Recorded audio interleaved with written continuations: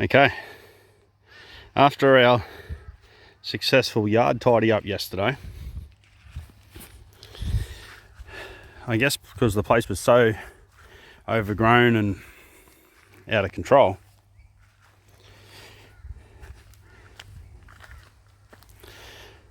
it was great to see the place, to get an eye for what the place looks like. But now what I'm noticing is we've literally got like no grass. It was just tall stuff that has exposed all the soil. And there's over here, you can see there's some rocks and things like that poking through, stones. There's actually not really much cover. Where do I see these stones? Anyway, over here. So we've just pretty much just got soil and stones just here. Sorry. So we don't really have much nice topsoil, and while chopping all this up, I was literally listening to a Jeff Launton permaculture video where he's in Jordan, and he's talking about how important shade is in these hot arid areas, and I guess that's what this is. This is a tropical hot arid area. Summertime you get over 40 degrees, so instead of mowing all these trees down, what I believe I'm going to do now is, like I did yesterday with the fence line. So I didn't get everything done that I wanted to, but you can see we've given it a sweep up. We've just left the rubbish in the piles. Next time we come, we'll have to do a couple of dump runs. I did 2 dump runs.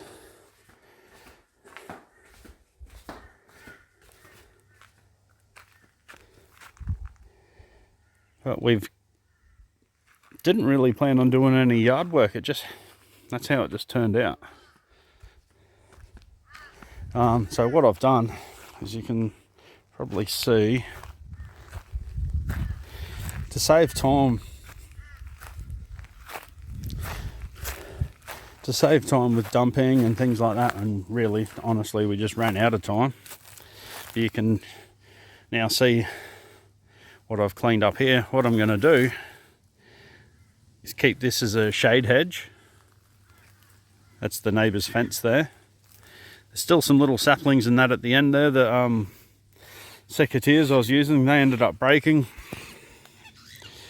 I can't really see it that well, but I got a blister on my hand there from using the reciprocating saw. But with the time that I had available, I wasn't going to be able to clean the whole yard up, the whole mess.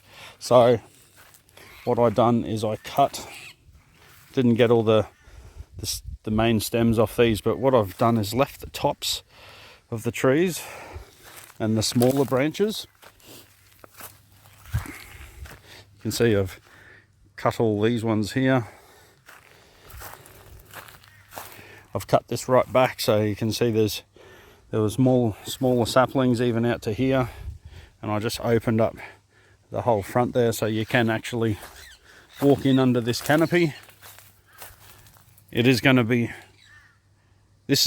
to be shaded, so we've got a nice curved canopy here to provide shade. Then we've got the shade line of trees. Then on the other side, where I've cleared to the fence, I'll use the other neighbour's little forest to provide shade from the eastern side. I'm providing shade from the western side, and the canopies are basically near touching. So again, I'm thinking maybe if I just run north to south parallel lines of shade trees with swales built into them, but I'll make the swales wide enough that they're still useful. Maybe can I make the water Hey, little birdie. Might be able to make the swales interlock, so it just slows the water right down, gives it somewhere to go, and try and keep it away from actually the house itself, so then I can use all underneath the house. Not trying to stop a flood, but trying to just mitigate it and help direct it away from the ground level underneath the place, so then I've got a whole 2 stories to use. That's sort of my thinking. And we'll get this toilet up and running. You can see the ground's been raised about maybe 750 to 800 high there. So, yeah. So this is one of the other rooms that we've taken up all this shitty lino square stuff.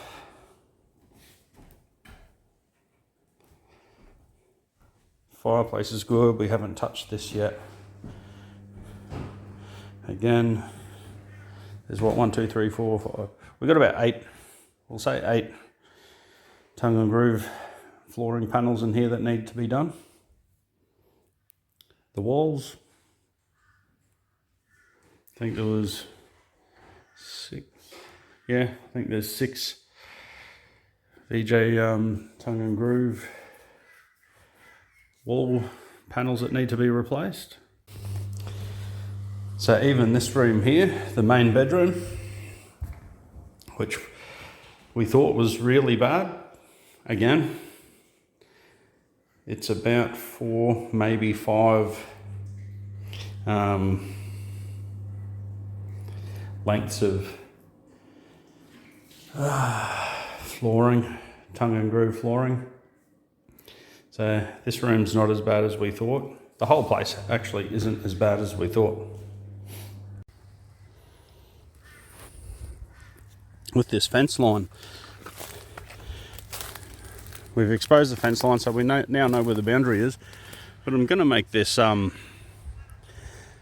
going to keep this canopy in here, and I'm going to keep this row of trees as a shade line. The neighbours obviously not really going to do anything with their overgrown stuff there, so that's going to shade from that side, from the east.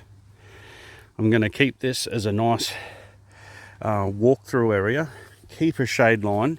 I'll trim some of the stuff on the far side of the shade line so you can walk underneath that canopy and make use of this area. But I think I might make some, who knows, I might even turn this into a swale here and make a really big compost line. And instead of, I've been doing runs to the dump with all the cut down trees. So what I might do, instead of taking everything away from site, I'm very time restricted, obviously, you know. I don't have months to take off work and things like that. So what I'm going to do is I'm going to take the heavy wood off site. I'm going to leave all the leaves and the small branches and stuff, and I'll put them in this shade line here, and this will become my big long compost pile. And I'll try and do that everywhere around the property, incorporate swales, and it's not going to be the easiest to film. I'm not a real good photographer or anything like that, but there is fall that comes from the road down, and then when it gets to those trees, it actually falls fairly significantly through here. And I think this is where the main bulk of the water is going to like really hammer through here. It's going to meet up with the drain on the other side. So